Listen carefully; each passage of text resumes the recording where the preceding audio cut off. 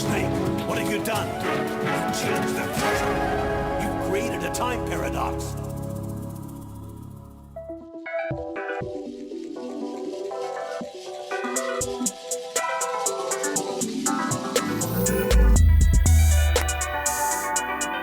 Time loops and time paradoxes aren't usually what you think of when you think of esports and competitive gaming. However, the Argentine game company Nimble Giant Entertainment has changed this and has brought a new way to compete with their latest shooter, Quantum League.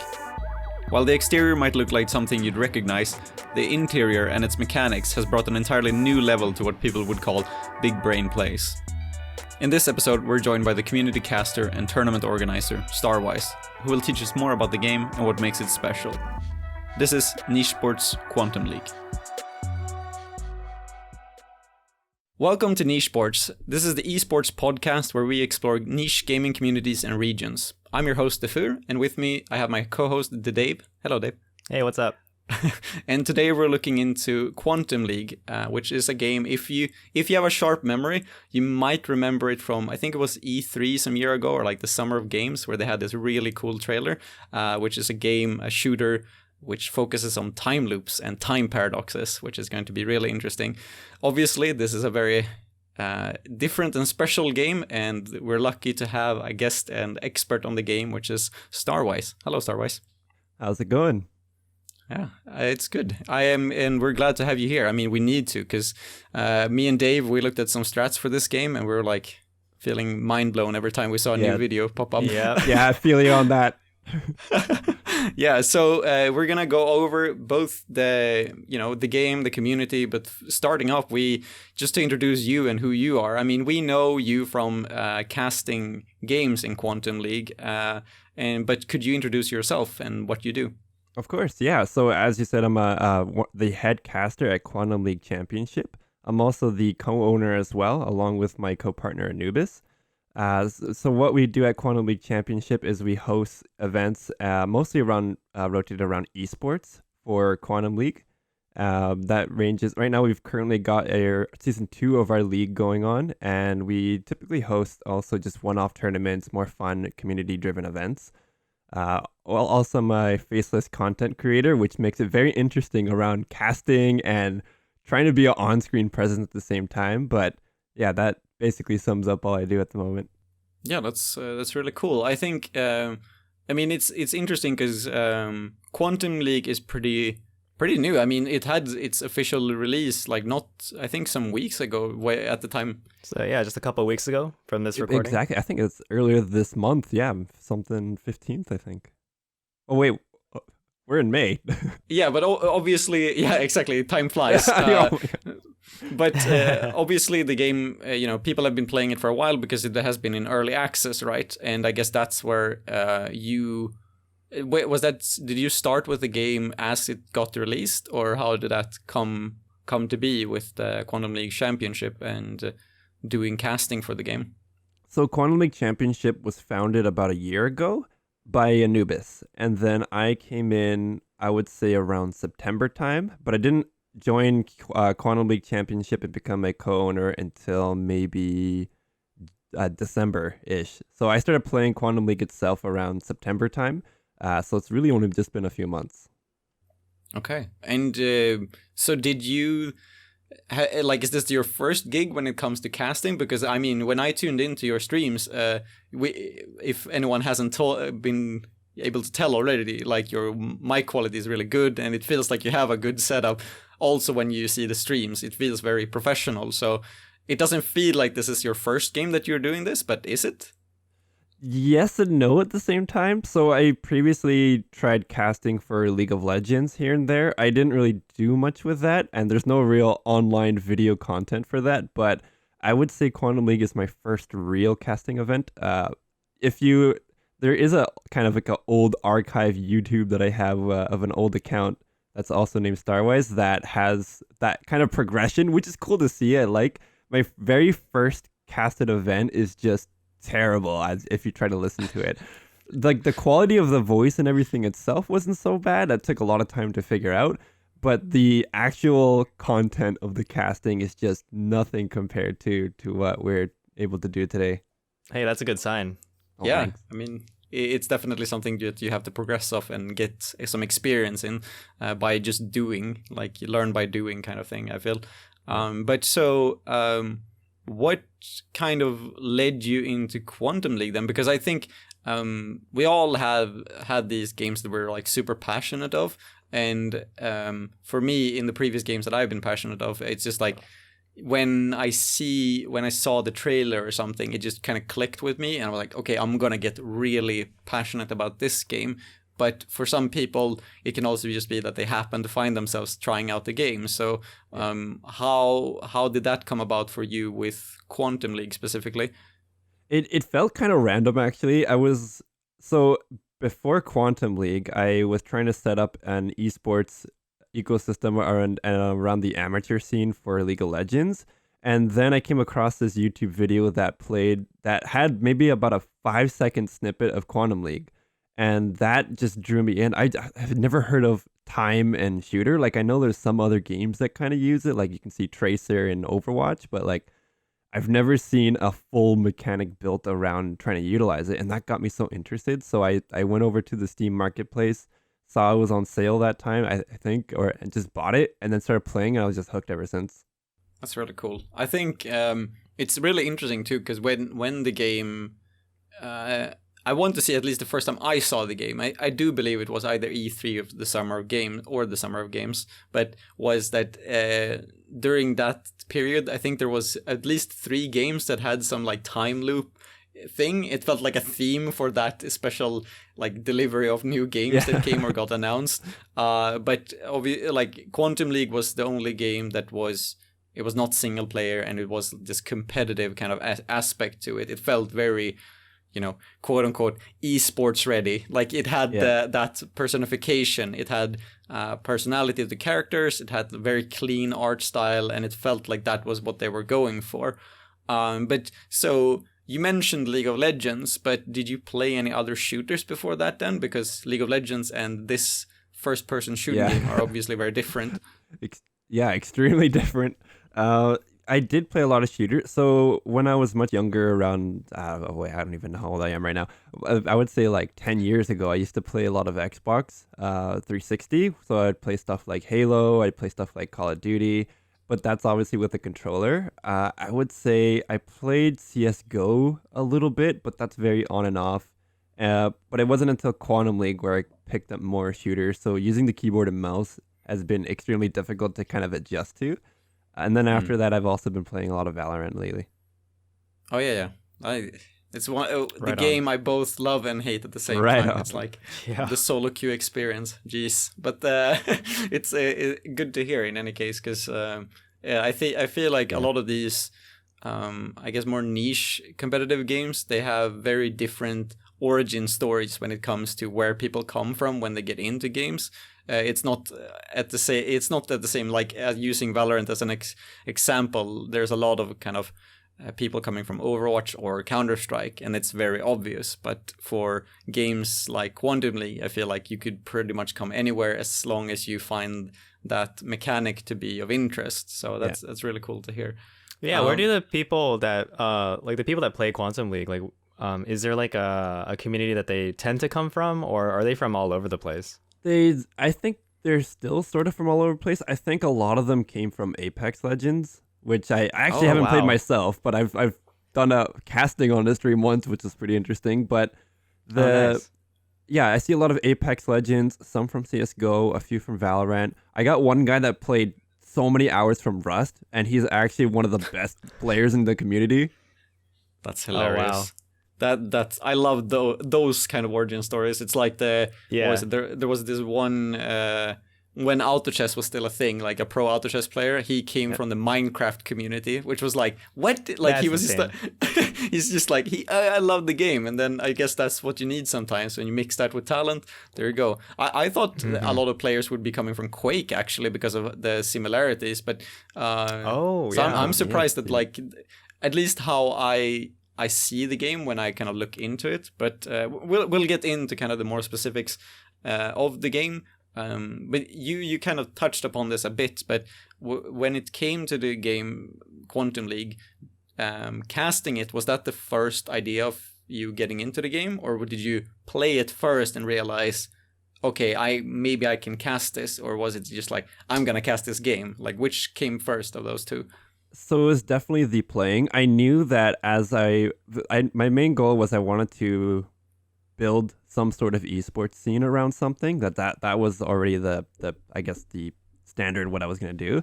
But Quantum League I had to play and test out first because I had to see if I could get a good understanding of the game and actually enjoy it, which was very important. And I would say yeah, playing Quantum League first is what came, and then casting it shortly followed after. Did you have any, I guess, initial goals when you came into the game? Like, I want to be, I don't know, like the best player, or like I want to get the top rank, or was it just kind of like, okay, this is, I want to talk about this, or? I would say, I would never be a top player, not gonna lie. I'm pretty bad at games, but I like to have a lot of fun, and my so my main goal was just to make sure I enjoy the game, that I play it every time, and I just have a lot of fun. Community is pretty nice, or at least who I'm able to meet is pretty nice. And then I would say casting has been the more main focus. I'd say I cast more than I actually play. Yeah, I can 100% relate to that. I feel like that happens to a lot of casters in games. It almost becomes like, when it becomes a job, almost like it's just you enjoy it in a different way. I can totally understand that. So the game just recently got released, as we mentioned. I guess this must have been a pretty like big step for the community, or what because I don't really know when the early access came for the game, but I would assume that it was a big event for the community. Yeah, I think it's been in early access for a year, maybe a year and a half. I may be wrong on that, but when full release did come out, it was pretty big for the community. It got a lot more attention. There was a lot of press release and different social media outlets and such. I think IGN even did something on it. I'm not quite sure, but They did. I just watched that video. Yeah. Oh, there it is. Yeah, I do it. Yeah, I remember seeing IGN. All of a sudden in the video, IGN said this, and I was like, I guess it's pretty good. But yeah, overall, it's been pretty good. They also released a new map that came along with it that has its pros and cons, but it's a very beautiful looking map too. I love it. But so one thing that I kind of, I mean, we're gonna get into more of the game too, but I can't help to think about it because I saw that. So the Quantum League Championship, it seems to be, at least the latest iteration seems to be affiliated kind of officially with the game developers. Is that correct? Like it feels like the game developers have kind of accepted you, or how does that relationship look like? That's almost exactly accurate, I'd say. The first season that Anubis was running, they were sponsored by them, but I think they weren't putting as much focus. They wanted to see how it'd play out. So he ran the league in the first season, and then I came in near the end of that season. And then both of our talents combined and skills really got their attention, and from that I think they tested us out one more time using a big Twitch Drops event that we had a few months back, and that event blew up like crazy. That was, oh man, like that was a tough event. We were there for maybe like 6 hours straight, talking nonstop almost, and casting too, which was fun.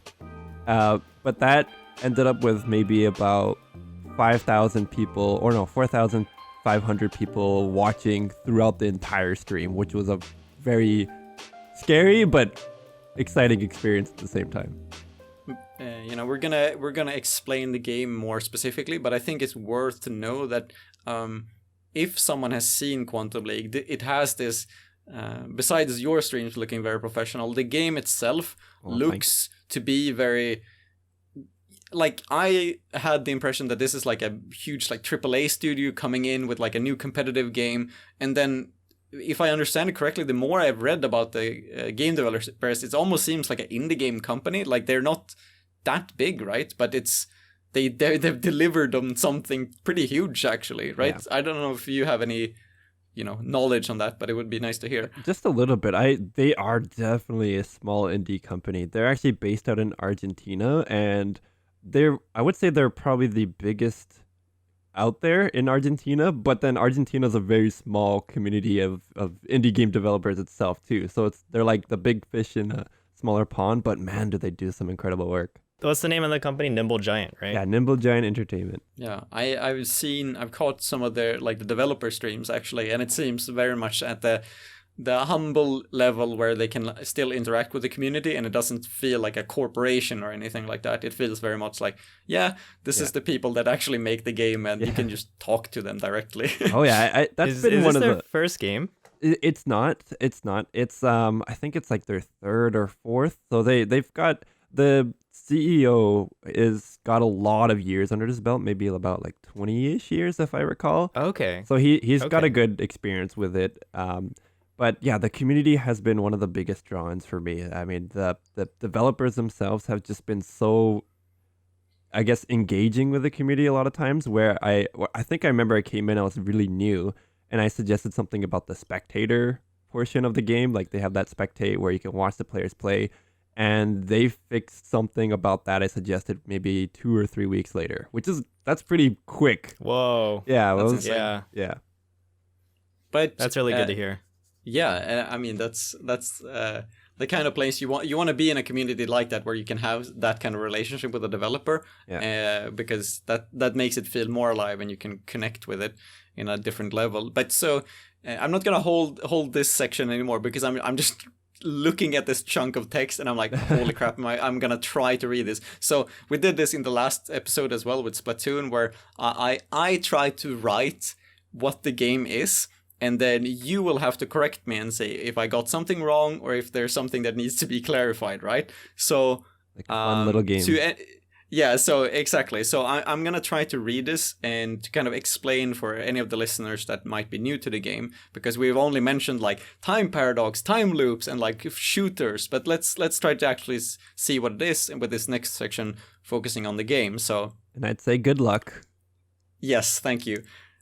So Quantum League is a first-person arena shooter where the main mechanic is time loops.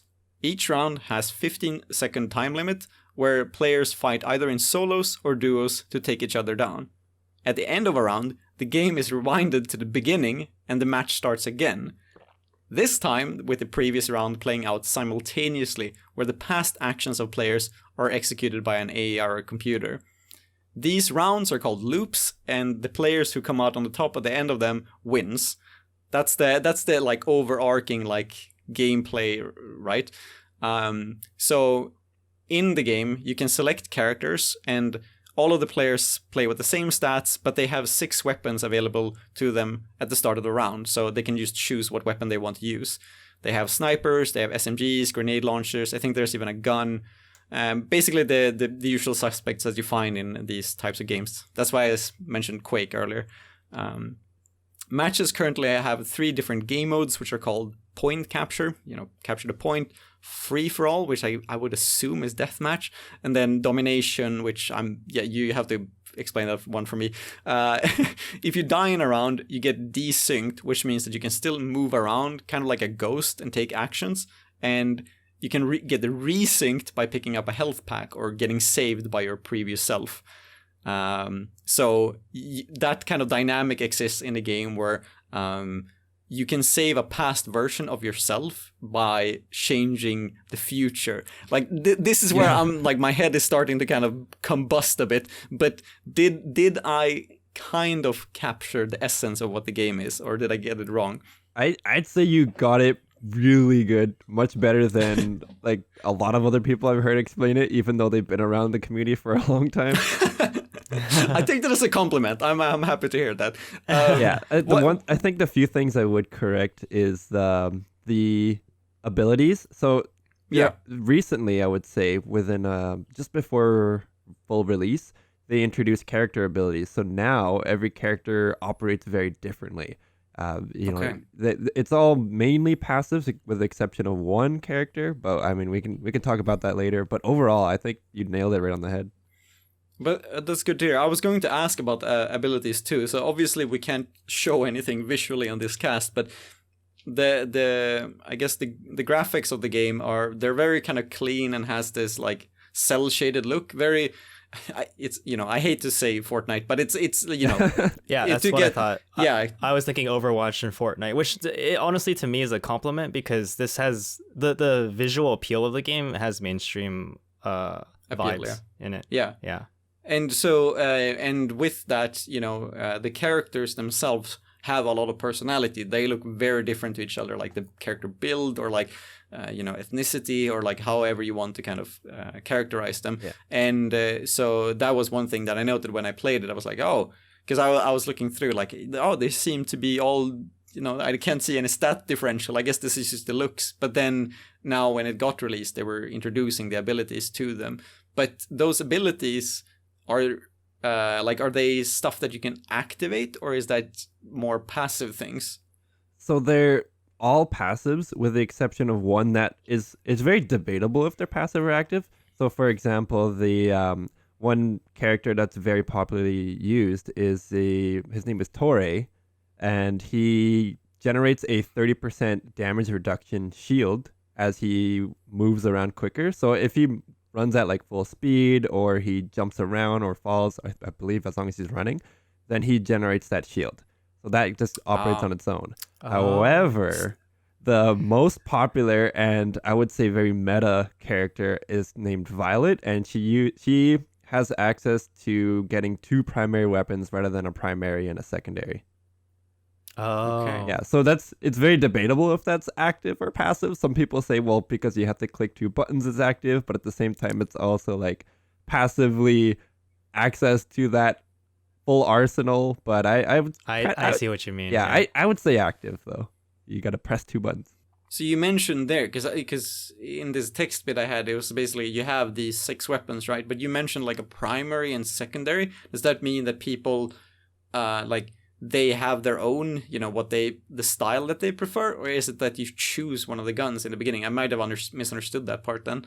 Yeah, so you'd have your primary, so you'd have the laser gun, you'd have the SMG, you'd have a grenade launcher, shotgun, and sniper rifle. Those would basically be your main weapons, and then you always have a secondary pistol, or which they call blaster in the game, which is just a pistol. Okay. Oh, okay. Yeah. All right. So it's like, I see what you mean. But so going back to this, because now we're gonna I guess analyze this part. But there are 3 different modes in this. So point capture, which capture the point seems pretty simple to understand. You're supposed to cap it at the end of the round, and the one that is on top of it wins. But that's the main mode that's kind of like advertised, right? Yeah, like in the trailers and gameplay videos. That's the biggest mode. It's also the most I would say actually the only competitive ready mode. The other ones are fun to play, but they're very, I guess, straightforward. Like you'd play your loops and you'd do everything almost the same every round, but point capture just gets really hectic, and that's where the true competition really comes into play. Yeah, can you quickly describe like how a point capture works in competitive play? Sure, yeah. So let's run it through. So you have obviously first, second, and third loop. There's one other aspect of the game that we didn't talk about. It's really complex, but we'll get into that in just a moment. So the first loop you'd play as you normally would. So what you would do is you'd try to make your way to the center point that both players are trying to get to. And the objective of the game is you want to be the only one standing on it by the end of the third loop. And each loop is, for the main arena map that we play in, it's 15 seconds long. So you'd play 3 rounds of 15 seconds. After the first loop you complete, that's 15 seconds. Essentially what you would be doing is rewinding back in time, and now you're playing with a recorded clone that plays itself by itself, kind of like if you ever play like a ghost trial mode or something in like a racing game or racing simulator. I was thinking about like Mario Kart. Yeah, I was thinking Mario Kart, exactly. The time trial ghost. Yeah, you see the ghost, it did exactly what you did the last loop. However, you can actually interact with that ghost. It would still run. So if you, or I guess it'd be a fully visible clone. If you take him out or your opponent takes him down, then what will happen is they get desynced. Now they're considered a ghost, I would say, and they would just continue doing what they did. So let's say in the second loop, your first clone dies. or desyncs, that's what we call it there, then what you can do in the third loop is you can either try to desync your opponent's clone before they took out your first clone, or you can just grab a health pack that are also placed around the map in the game that kind of like he dies and he comes back because he keeps playing. And then at the end of the third loop, you play through all that madness and time loops and all these different clones. So there's a lot of paradoxes, a lot of desyncs, resyncs. It's just crazy.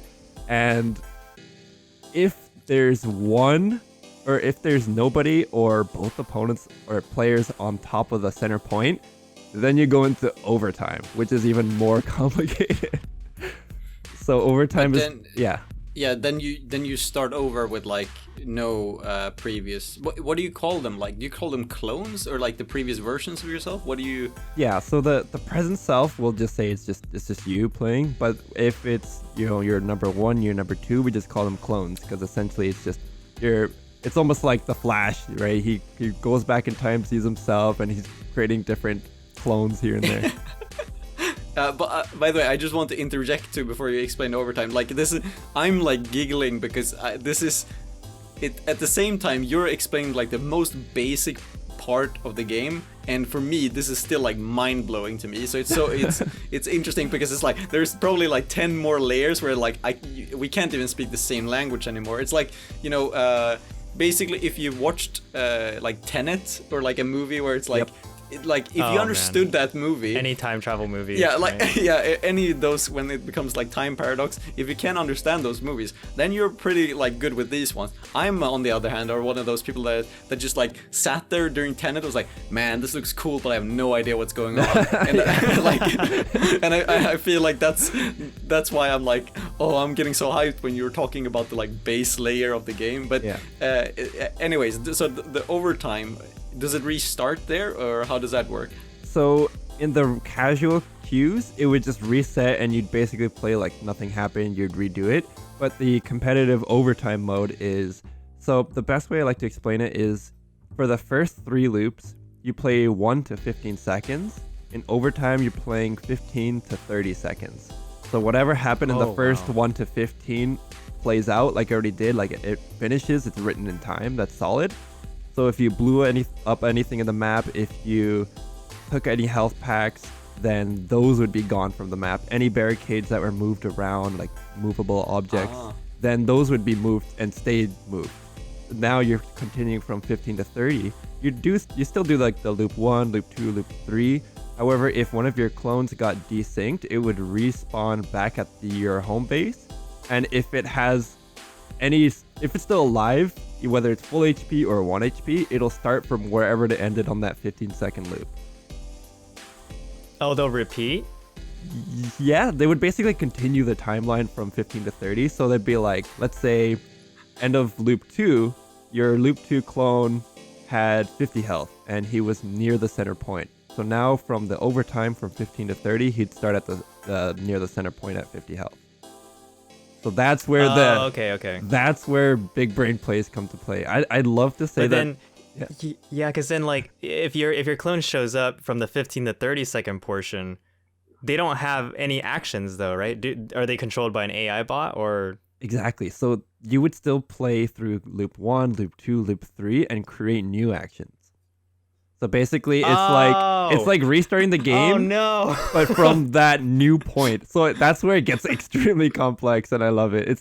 It's Oh my gosh! It's basically the biggest draw in this game is exactly those moments. It's just the big brain plays that you can make. Like I would say there's more strategy involved than actual aim. Yeah, aim plays a big factor in it, but the more strategy you have, a lot of players like to say that. Actually, there's one specific player that they always call out. They like to say, if Shroud came in to play this game, any of the top players could just out-strategy him for the first game at least. And once he picks it up, then, they're goners.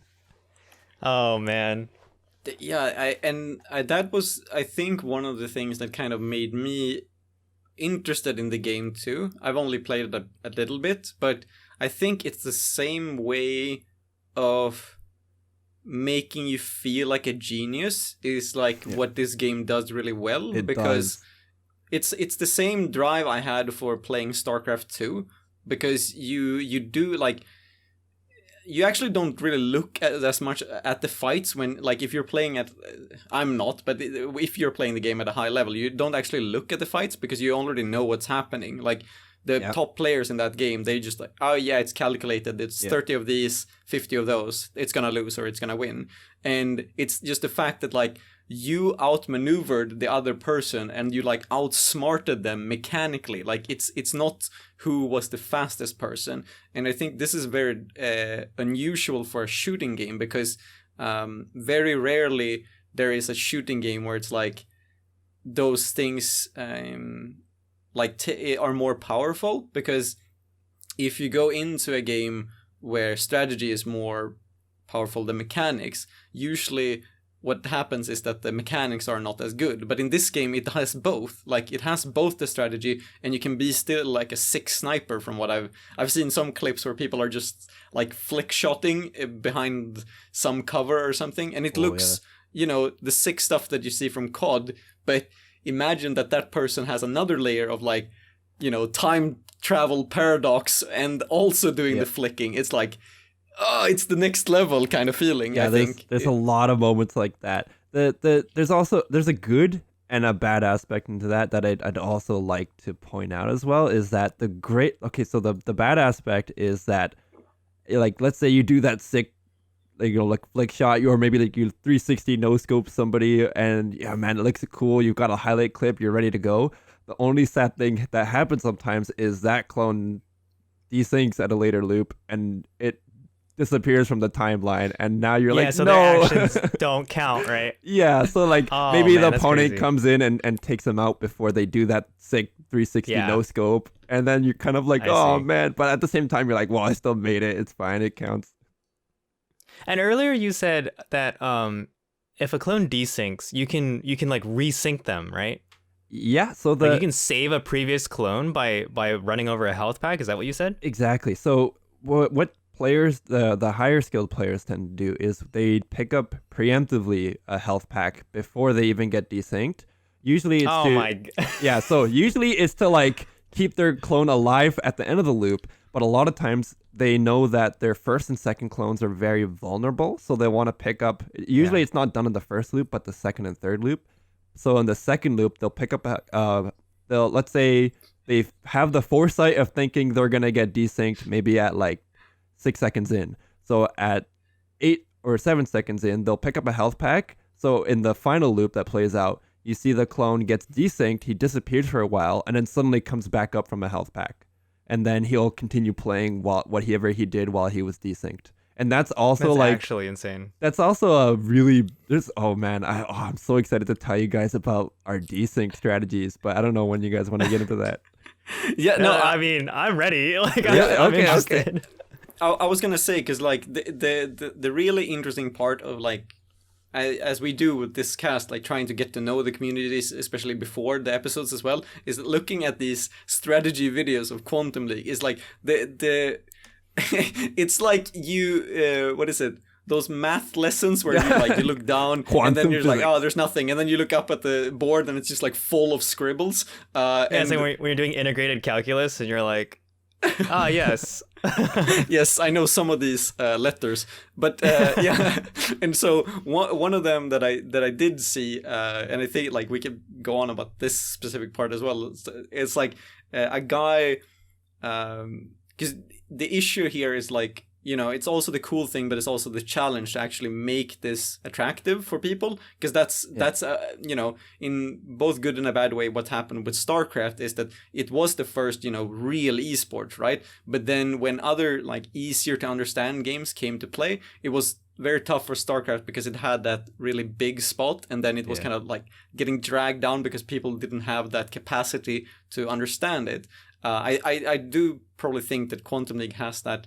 Maybe not the same expectation, but the same challenge. But one of the things that I did note in these videos, there was one guy who was like explaining while he was drawing in paint. Like he was just like, okay, so this guy, and this stick. Was this the video you sent me, Defer? Yeah, I think so. Where he's like, he's basically doing this thing where he kills his first clone like you can friendly fire yourself if I got that that's correctly. very possible. And then yeah, so he kills himself with like a grenade, and then that first clone is like the one that will win the game because it I know. runs That's as a a strategy. ghost. That's what I was going to talk about. The desync. Yeah, strat. and yeah, exactly. So the first clone gets killed, right? And then at the end, he have somehow set up like a strategy where it gets healed back and resynced, and then just like wins the last second.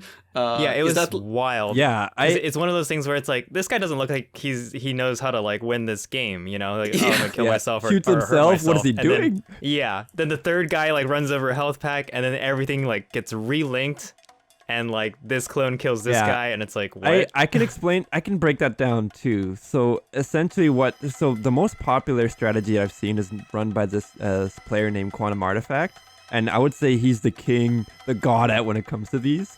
So what he does is he shoots this movable yellow barricade with a grenade launcher, and it bounces back and it desyncs him, so he's dead.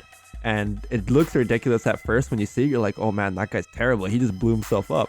But what he's actually doing is, when you're desynced, you're invisible. The opponent can't see you. So what he's doing after is he's running around the map playing either defensively, or if he wants, he can play offensively, and he's like shooting him with a pistol while invisible. So what he does later is the second loop. In the second loop, he'll walk to this exact same spot where he blew up in, and he'll blow himself up a second time. So now that's 2 clones that are dead. And then now his second clone has like a better gun, because once you pick your gun, you're stuck with that in the loop. So he picks like an SMG in that round, for example, and he'll run around and do stuff invisible again. The third loop, however, what he does is he shoots that yellow movable barricade and it flies away. Now, what do you think happens? That grenade launcher is not gonna come back. The clones come back because the grenade launcher never bounced off the barricade because the barricade's gone now. So the grenade launcher just flies right through. Sometimes it even kills people off of that. And now the clone 1 and clone 2 that are desynced, they're gonna start making their running plays. around, yeah, they're running around. You can see them, you can shoot them, but they can shoot you. That is incredible. And that's my favorite. That's what really drew me to the game, is those like big brain strategies you can run. Yeah, I'm getting like goosebumps right now, because I think about like there's this like short story that I heard like when I was like a kid. It was a science fiction short story, and it was about how like if you stepped off a path, like people went back in time to go visit dinosaurs, right? And it sounds like really ridiculous, but it's like, oh, this is an attraction. But if you stepped off the path, like you could mess up time. And so this guy like freaked out, stepped off the path. They go back to the future, and then their world has changed. And like what you're saying to me in this game is that's basically what's happening, because you're like desyncing clones, and then like you remove the barrier that got them killed, and then it's like now they're running amok, right? Yep. The butterfly effect, I guess. The butterfly effect, yes, exactly. Yeah, I was like, oh, he's gonna get to it. That. He's gonna get to it. Yeah, for sure. I think this is unlike any other game in that way. I feel, because it's one of those changing your past mistakes, even it because that the thing that you described now was that he set that up like all from the beginning. It's like all according to the plan, you know. Yeah, but then I think there's all according to Keikaku. But anything could also be that they might see a mistake, or maybe something unexpected happens, and then that's when you get into the, I would assume, get into like the real high levels where you adapt to what has come. Like when the two time traveling gods like face each other, and they try to like both outmaneuver their mistakes in the past and the future. That's like, I don't know,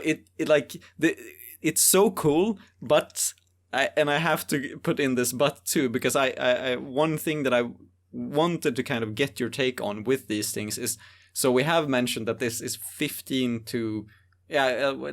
second rounds, right? It could be. It must be super freaking difficult to explain this in real time when the time for the round is only that short. There's so many micro decisions that are happening, but like how do you catch that, first of all? And like, how do you cast a game like this? Yeah, like what are you supposed to look at when these things happen? That's the magic that I've got. My secret. No, I'm joking. So first I'll look at it from a player standpoint, and then I'll look at it from a caster standpoint. as a player, I would say you're kind of dividing the work, and there's different objectives and frameworks that you try to complete throughout each loop. So in the first loop, because your first clone is the most vulnerable, he can't see anybody, he's got the least amount of information. What players typically do is they try to play very defensively, try to keep their clone alive as long as possible, because you never know. Maybe the opponent's so focused, and it happens a lot, your opponent's so focused on trying to kill your present self that they forget about your past selves. So they end up just finishing over on the point, and because you had it defensively, the opponent never saw them coming. That would be the first loop. The second loop, you're in the middle. You're kind of trying to play defensively. You're trying to take down the opponent. If you see the opponent's clone 1, you try to take them down. That's kind of the gist of the second loop. And then the third loop, now you're trying to clear out the game. You're trying to clear off all the clones, make sure everything happens.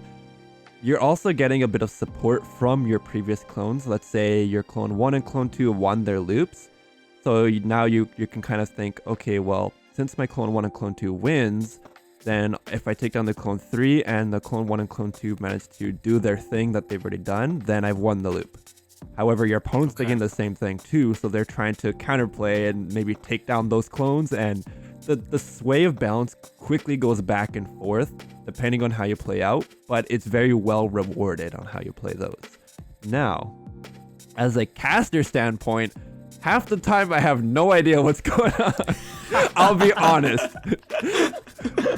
But so, I was waiting for that. I was like, oh, here it comes, the secret. And it's like, oh shit. So that's my secret. I have no idea what in all honesty, a lot of times, yeah, it is very confusing. But as you start to progress and get experience of the game, when I first casted, that's 100% true. I literally had no idea what's going on. All I could do was follow what happened at the very present timeline. Now, as I get more experience, more play time, more casting especially, now I'm able to better analyze. I would not say compared to one of my co-casters, Mr. Freeze, that guy's he's phenomenal when it comes to analyzing this game. But for me, I'm more of a play-by-play caster, so what I focus on the present, but at the same time, I'm trying to take mental notes. Okay, so this player did this player did this, most likely this, or this could happen. So I'm trying to, it's more like now you're trying to play along and think of what those players could do, and then utilize that on what your casting would be. If it's play-by-play, I mean, you're keeping tracks of what to look out for. This guy's going to die at this time. If you're analyzing, then you're doing the full analysis, and we have a good framework around it, I'd say. Like loop 1, loop 2.5, I would say you're analyzing, and then loop 3 is the full-on play-by-play. Ah, that's so interesting. So what you're also saying is that it takes some time to kind of get into kind of spot these things as a spectator as well, right? Like it's not, you have to kind of learn to look what you're supposed to look for, right? Exactly, because now you're thinking, if you're a player, you're thinking, okay, I've done this more or less, and they've done this more or less. You don't have a lot of vision on certain things that happen sometimes, but as a caster, you see when they're invisible, you see both players performing their moves at the same time, you see the map, everything played out. So there's just a lot of information, but thankfully it's split into 3 separate loops, so you can kind of digest it at a pretty good pace, but I'd say, yeah, it's more on the higher difficulty side. So I was doing like a crash course of the game earlier. Like I was watching a bunch of videos of like people casting it, like your video as well, StarWise, and just like the trailers and stuff like that. And so from what I could tell, like you would play the 3 loops, 15 seconds each, right? At the end of the game or end of the match, do you actually get a full like recap of the game, like all 3 clones? Like, do you see that play out again? Does that happen? Yeah, so right now, the way that the recap is played out is whenever you get a point, it plays whatever the last 15 seconds were. So if you played, let's say, the original 1 to 15, it'd play that. But let's say you got an overtime, then it would play the overtime instead. So whatever the last 15 seconds happens, it would play the entire thing. The players, so there's actually 2 recaps now that I think about it. There's the big recap after you score a point that both players, they can kind of free cam around, move around, see what their opponent did, maybe plan for the next loot or the next battle for the next point. And then there's also like a very mini recap of you rewinding back in time to your original spot. You can kind of see how things played out, but it's a little quicker. And there's no free cam. So you kind of just quickly pick things up as you go along. Like, oh, that blew up over here. Oh, this guy kind of died at this time. How do you feel about that, by the way? The rewind effect? I love it. Okay, because it was a little jarring to me at first because it's like you play 15 seconds and then it's like, all right, let's go backwards. Yeah, it's funny because I think that I love how it plays out because it gives a good separation of an explanation of what's going on. You kind of like, you hear the rewinding noises, you see kind of things shifting. If you look above, I don't know if the players get to see it as much, but like around the center arena, there's like a big ball orb, which I believe that's what their quote unquote the time machine thing is. And you can see kind of like fractured looking time space around it. So you kind of like, you have a good sense of what's happening and it explains what's happening at that moment pretty well. And it just pulls you back. I love it. One thing I was kind of wondering now when you were explaining all of this, I would assume that it would be super valuable to hear from the players after the matches, like when you have like having post-match interviews or something like that, because there must be so many things and decisions that they take that you can't possibly have in. So like, is that a thing in the community where they have post-match interviews, or is that something you would like to have? I would definitely love to have that, just due to the resources we have at the moment. I mean, it's really just me casting and putting on the broadcast. I have a lot of co-casters, but it's extremely difficult to put on these post-match interviews, especially when you're a faceless content creator. But a lot of players, they do go back and explain. Oh, for example, the Coops is one of our big guys that does that, and So Lucky as well. They both like to go either comment on different games and explain. So Lucky has like a full paragraph, a whole essay of like explanation on this one video that we have, but they'll also like to explain it. And then the Coops does it more in video form, where he'll put a game and say, this is what the professionals are thinking at this point in time, and he'll do like a analysis breakdown of a more recent game that he had during that time.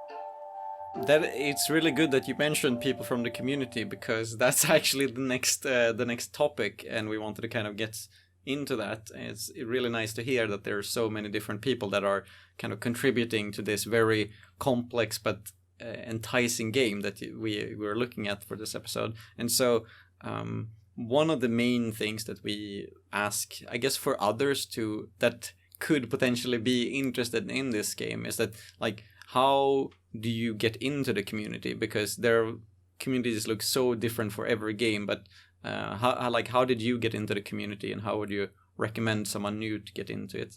I would highly recommend checking out the official Quantum League Discord. That's where most of the community just convenes and gets together and discusses different things. I would say that's probably the only outlet, aside from maybe like the Coops who streams. Some people will chat. Our Quantum League Championship Discord, some people chat there, but the big bulk of where the discussions and everything's happening is on that official Quantum League Discord. It also revolves around the different streamers that play around that time. Basically, like if you want to talk to different pros, I would say check out the Coops' stream, because a lot of pros convene and chat with each other there, because the Coops is the number 1v1 ranked ladder, and he's also one of our Premier League players, which is the 3 tiers is Premier, which is like the top of the top, Challenger, which is just before it, and then we have Novice tiers, which anyone else can join.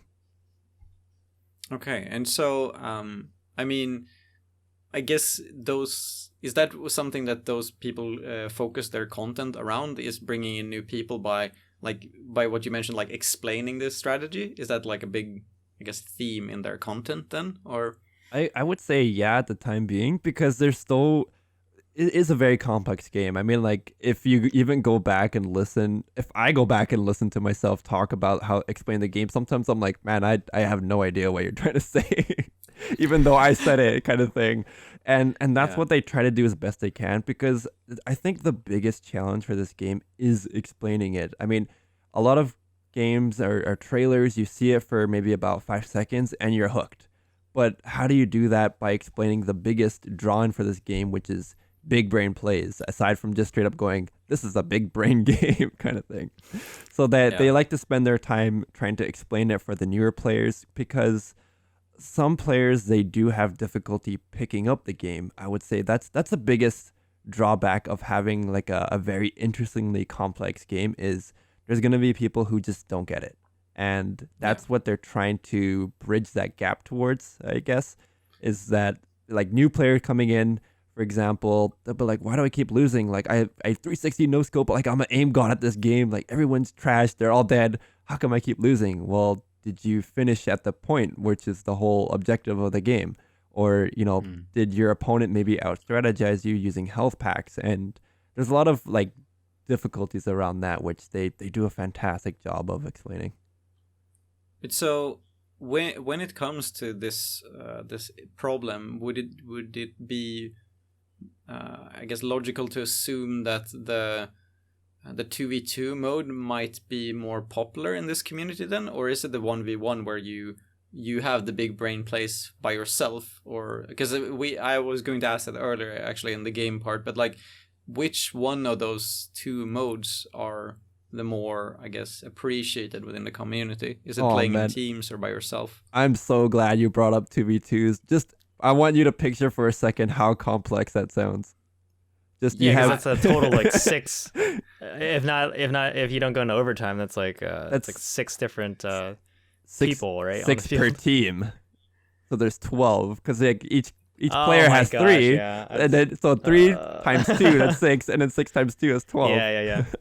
So I would say with a few exceptions, I would say a lot of players generally love 2v2 more, because they love that feeling of playing with your friend, practicing together, and making those big brain plays together.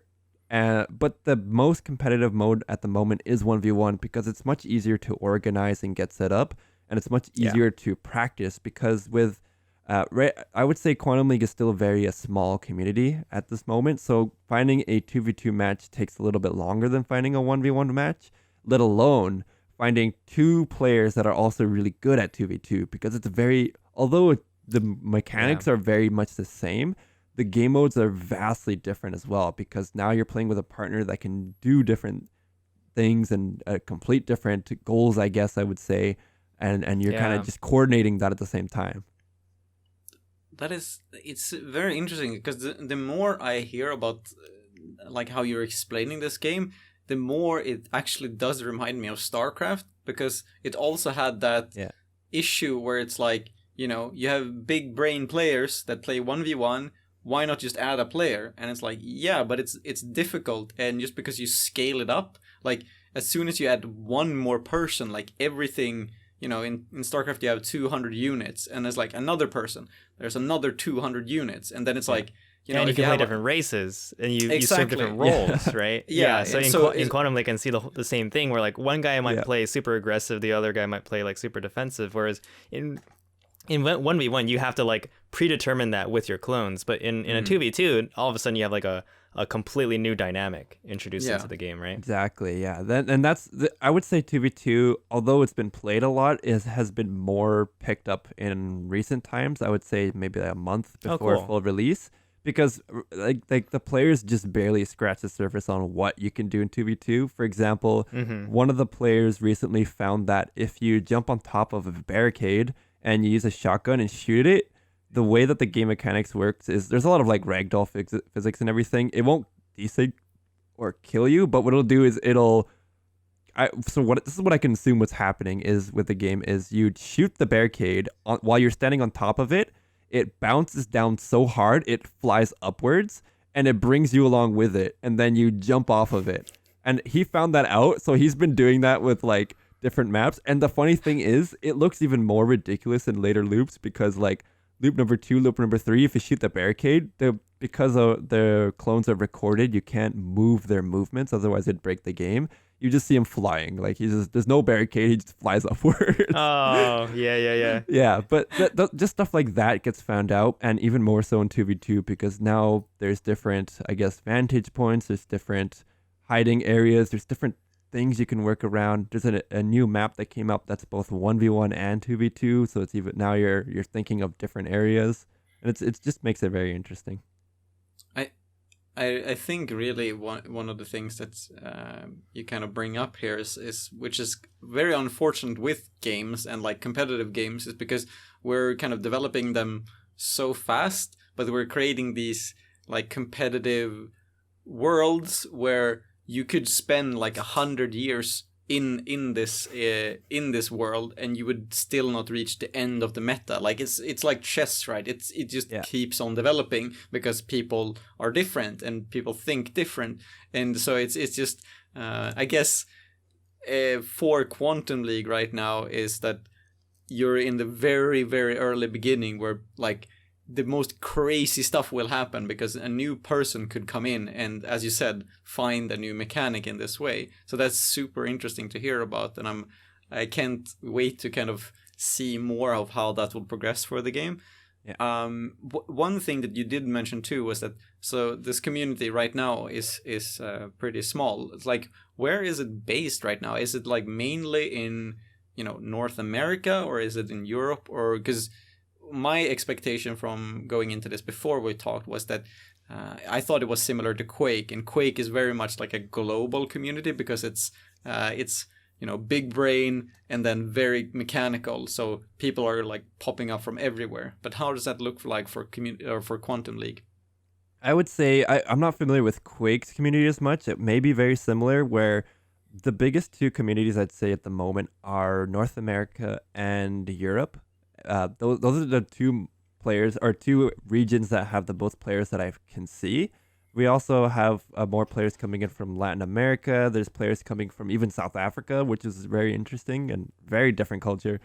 But all of them convene on the one place, so it's very global. So there's a lot of players from all around the world interacting at the same time, because when you play like a 1v1 match, both players try to, I think how the server works in the back end is they pick whatever's the closest in the middle between them and then play off that, which can work for a 1v1. You both have the same ping and the same everything. 2v2 is a little more difficult, I'd say, but I mean, so far it's been all right for the players. They haven't had too much problems. I'd say maybe one or two have, because I mean, like I said, some players are in South Africa and they're like the smaller minority, or the guys in Europe when they play against North American guys have a little bit of a harder time. But so, and this game, it was obviously like released now during the pandemic, and there hasn't been any offline events. But what has been the biggest like competitive event for the game so far? That would be us. Nice. All the online events basically that players and we put together as well. For example, I'd say the biggest consistent one is the Coops' stream. So I bring up the Coops a lot because he's the most vocal. He produces the most content in Quantum League. And then the esports side would be me and Anubis, where we host Quantum League championships. We host the league streams, which are going to be happening weekly now. And then we also have maybe one-off tournaments that come into play as well. So those would be the biggest ones. And then, of course, whenever Twitch drops happens, and I'm casting for 6 hours straight, and that's a lot of fun. But so what are the, I guess, expectations and like dreams on those? Because like, is there ever going to be, do you think, like an offline event for this game? Or like, because it's also very different when we've talked to, say, Milana in the previous episode. It was a shooting game, but they borrowed a lot from the fighting game community, which made it very viable to like be at offline venues where you have, you have Super Smash Brothers and you have Splatoon. But for shooting games where you have a PC, it becomes this like, how do you travel with that? And but like, does the community have any dreams of, I guess, like doing these offline events, or like what are the expectations there? I'd say everybody we talk to that are at least in the Premier and Challenger League have that dream. Especially I definitely have that dream as well, where like I constantly talk with players. Dude, imagine if like TSM comes and picks you up. Like you're gonna be like TSM whatever your name is, right? Or like, oh, FaZe come in. and them like repping those brands and playing in local events and actually meeting each other, because I mean a lot of these players have not met each other, especially because of the pandemic. But I mean that's probably gonna be in the distant future, because I mean like I said, Quantum League is still a smaller community. It would probably have to go that route of borrowing resources from maybe a different game, or kind of collaborating to do those together to really make that happen. But a lot of the players really want that to happen, as well as myself. And so, would you and the community like to see esports teams get into this game and like pick up players? Is that what you're also saying then? Oh yeah, for sure. Yeah, but whatever I do always tries to help the players, and if I could help bring like a big brand name like TSM, COG, FaZe, which is whatever is out there, to pick up these players or help boost that ecosystem for them as well, then I would love for that to happen for them. I mean, I hope that happens too. Like the most big-brained shooter player on, like, I could see, TSM, if anyone is listening in here, get on it. But but also, because we mentioned this a bit previously, that Quantum League Championship and the developer are kind of collaborating and seeing what they can do. So what are there any kind of, I guess, plans that you can share of like what you have in mind moving forward that you want to develop with them, that we could maybe share to others?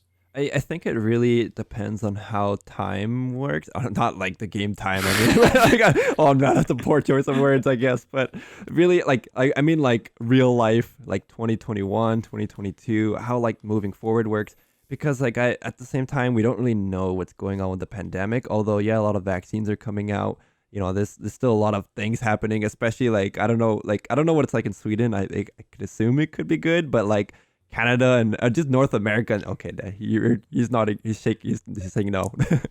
But like North America is having a hard time with this pandemic, and like a lot of other countries are too. So at the meantime, right now, the only current plans we have are those offline, those online league or one-off tournament events, just for that. But I mean, I'm also planning way distant in the future. I'd love to have that offline event, like you said. Like mentally, I've even got some notes on what that would look like, but no actual action just yet. It's mainly just the online events. But well, I do hope that they come true, because I would definitely like to see just the spectacle of seeing these two big brain players having to also like the on the stage and like explain your thoughts, and they're like, well, and then they pull out the scroll, and it's just like, yes, this is what I prepared pull out the for 3 Microsoft months Paint with all the edits, and then it's like quantum physics. So if I calculate it at this angle. But I actually can't wait for that moment where like these two players, it comes down to like the very absolute last round. It's been overtime for like multiple loops. They can't quite get the best of each other. And then one of them just makes the biggest brain strategy play so one of the cool mechanic that we didn't talk about as well is like a mechanic called pre-firing, which is very different from what you would think in like Valorant or CSGO. Like in those games, pre-fire is like right when you pick the corner, you shoot, even maybe someone may or may not be there. But in Quantum League, you pre-fire, that could affect future rounds. And and that happens a lot where like let's say you're shooting forward and the opponent just walks right in where you're shooting. Like if you plan that really well, and a lot of players are really good for that, then like you can take 2 clones out with 1 clone at the same time. And that's you thinking in the future. And I can picture one player doing that in like the grand finals, and everyone just going ballistic over it, just cheering like, how the heck did he know? Like, how did he get a headshot with a sniper rifle on the final clone? Like, how did he do this? I'd be losing it. But so on that topic, because I had been kind of thinking about this too, is that so what has been the biggest brain play that you can kind of think of? Like, obviously I'm putting you on the spot here, but like one of those that comes to mind so far, because there has been some tournaments in the game, obviously not the offline one that the community dreams of, but has there been one moment where it's like you get surprised by the player because they did something that was just so out of the ordinary and surprised all the viewers?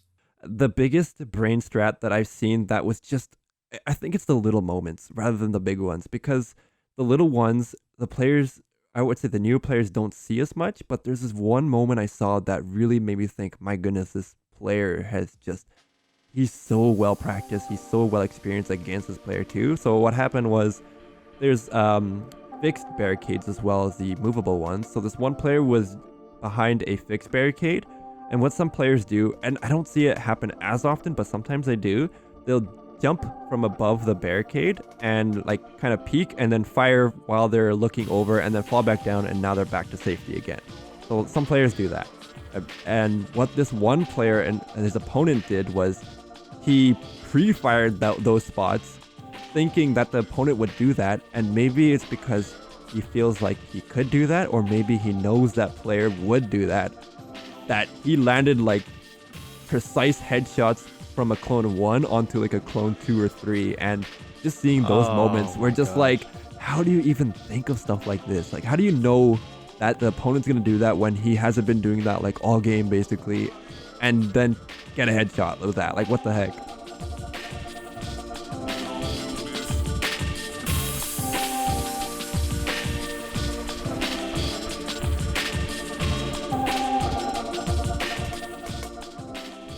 So you have mentioned some of the streams and people that create content in the community, but is there anyone that you would like, I guess, highlight that people should take a look at if they are interested in getting into Quantum League? Besides yourself. Damn it, you got me. We'll get to that. You'll get your spot as well. Yeah, I've mentioned his name before, Decoops. He's the biggest streamer and content creator around the game. He not only just puts up fun videos, but he mostly puts up explanation videos, very basic videos for beginners to understand. And a lot of his streams is like, yeah, he'll scrim against some of the higher ranked players or like even the top players, and sometimes they'll just play straight up and practice. But if a new player comes in and joins, they ask any questions. The Coops and all the other players that are there as well are more than happy to help out. And the Coops even sometimes breaks down why he does certain things in certain moments on stream. If you just straight up ask, hey, like, why did you do this in this moment? Or can you explain your thought process in this game going forward? And he's super helpful with that. Okay, cool. All right, and I guess we have arrived. We've arrived to the last section of the cast, where we kind of just take a look at the smaller things before we leave. And I'm starting to enjoy this question more and more. This is the second time we get to ask this, but I'm kind of curious to hear from you that this game got showcased. I should have looked this up before the cast, but I believe in with this announcement trailer that it had. And so that obviously got seen by very many people, but who decided to get the game or not is a different story. So do you feel like there was any misunderstandings or misconceptions about Quantum League that you feel should be straightened out, or anything that you think people might have gotten wrong about the game that they should know? Oh yeah, for sure. So I think I can think of one off the bat and maybe two more. But the first one is a lot of players, when they see that kind of, like how you guys said it earlier, like that almost that Fortnite kind of aesthetic, a lot of them start to think, oh, it's kind of like Overwatch. Or they see the time rewind loop and they're like, oh, this is like Tracer from Overwatch. So they immediately think this is basically another Overwatch type game and I'm going to move on and skip it. But then that's the biggest misconception, because I mean, obviously, as you guys know, and we've been talking about for the past hour, so it's a very different game, right? It's more than just, okay, well, this is basically Tracer. It's like a whole game made around just Tracer's mechanic of rewinding and interacting with your time, and then those shooters. And I think that's the biggest misconception that I see. The second and third one are more like in-game misconceptions, and the first one being that there's a mechanic called b-hopping in the game that boosts your speed, and that allows for more fast-paced type of movement and plays in the 15-second loop, and without it, it's very difficult to just play around. Otherwise, you'd have to increase the loop, but then players love that mobility and speed and the different type of skills and strategies you could run. And then I think the third one is the health pack as a mechanic. A lot of people think like, oh, like health pack, like I killed my opponent, how come he's back with those stupid health packs? But it's like, it's also a big strategy that you have to think of, that without it, then, if you get desynced, you can't make these big brain type of plays while you're invisible. Like I mentioned earlier, Quantum Artifact likes to shoot the barricade, blow himself up, and then come back into play later. Like stuff like that wouldn't be a thing if it wasn't for the health packs and all those different invisible mechanics. Yeah, that's that. I'm glad to have someone straighten it out for us. And so we probably said this now, but we have the question of like what makes the game special from other games and communities, and I guess it is this part of the strategy, right? Or I would say that's the biggest draw in this game. I mean, the strategy aspect alone is what gets people excited. They see a game, they're like, finally, like I can put all the strategic, like I could be like Sun Tzu Art of War kind of thing into this play, like just dominate my opponents, and like my team won't be trash because it's me kind of thing. Or maybe my team will be double trash because it's me. Like, I don't know. There's one or the other. There's no in between. Right. Everybody else is trash, but everybody else is me kind of thing. You had mentioned earlier that you're a faceless content creator. Why is that? Or is there a story behind that? Yeah, so I think that at the same time I wanted to like do other things along in the background, and I wanted to be able to go out in public in the future and be like not swarmed at certain things. And I like to, like, if I go to like say a big event and in the future, let's say StarWise is a bigger name, people know it kind of thing, I want to be able to go to an event and just truly enjoy it as well. And I want to be able to do my own kind of like personal business, certain things on the side as well that doesn't interfere, or people don't look at it and be like, oh, that's StarWise, he's building maybe some other brand or business or something, I'm gonna follow that just because of that. I want it to be like based off true merit and detach my personal self from the StarWise itself. So I want to kind of separate those two things, and at the same time keep that privacy around being a faceless content creator as well. Gotcha. So if there comes a time where Quantum League has like in-person events and in-person casting, what are you going to do? Are you going to put like a helmet on, or? Yes. That's actually true. I'm not even kidding on that. So because that's your like your display profile, right? And exactly. I'm like, yo, that's like Daft Punk style. Like, I'm totally down with that. Yeah, I kind of went for that look. I just so how I came up with the character design is I googled Tron helmet, and like Daft Punk obviously came up, and I was like, oh, this helmet looks pretty cool. And then like I like to wear my TSM jacket, the one they wear with like the, I think was it the varsity jacket kind of looking thing. Mm-hmm. And I then love that look. Yeah. I love that look. So I decided to incorporate that because I love to wear it so much. And then the rest is like, it's just kind of there. But in the actual, if we ever have offline events, I would be wearing a helmet, and I would probably have to look at how to set up the microphone for that and figure that out. But I mean, that's a future loop.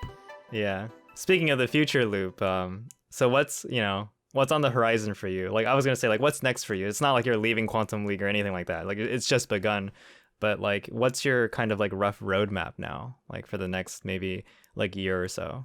I'm also doing like a sort of caster series, which is more like a fun personal thing as well, where I would cast different random games, even if I've never played it before, and like just watch it for the first time. For example, what I did was one of my viewers on Twitch recommended casting Farming Simulator esports. Oh, and hell yes. That's okay. So for those that don't know, yeah, Farming Simulator, you think, isn't that just like a simulator game? Like, how can you have an esports? But apparently it's like a big scene, and like there's all these, like John Deere is like a sponsor for them, and they have offline events that are pretty big too. And wow, my viewer recommended one of these matches where it was just like, it was hectic. Like they were so close throughout the match, and it came down to like this one object that you have to like farm and put into like a hay bale or something, bringing up a conveyor belt, and that conveyor belt goes so slow, and it's got to like go into the barn, and that gets your point. The tension. Yeah, so the tension was like,